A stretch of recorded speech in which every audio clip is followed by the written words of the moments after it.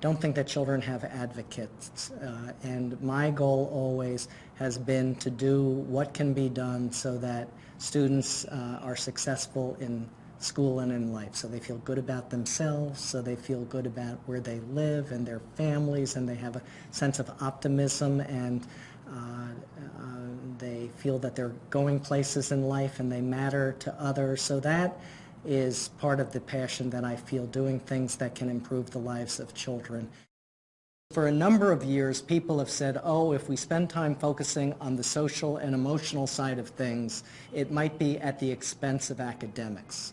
But we've found something entirely different in the work that we've done. We've found that if you focus on the social and emotional, it improves children's behavior, and it also improves their academic performance. So this is a twofer now. If you address kids' social and emotional growth, you'll also be benefiting them academically. And this translates in terms of achievement test scores, so that one of the things that we're finding, and we were really quite surprised when we began this overall study, is that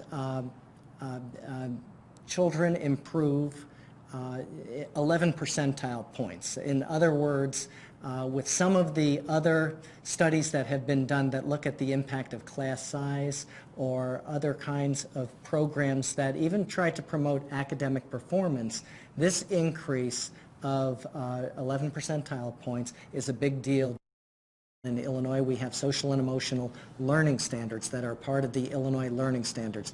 These are things now, social and emotional skills, that children are expected to know and be able to do, and the fact that there is a policy environment that is supportive for doing social and emotional learning instruction commits teachers to doing the work more effectively, because they feel it's something that is supported and encouraged by policymakers.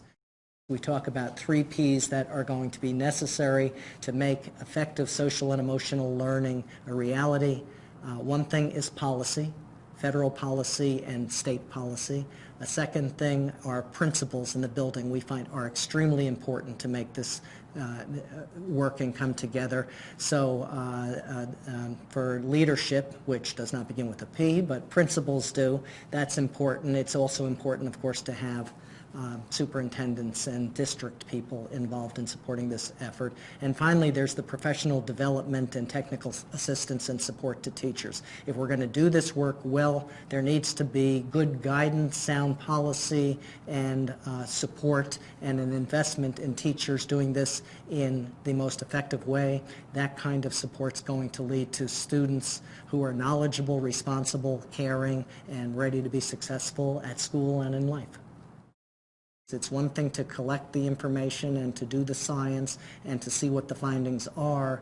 It's another thing to think about ways to share this more publicly with educators, with parents, with communities, with policymakers, so that we can begin to do what is the most effective programming that we can on behalf of kids.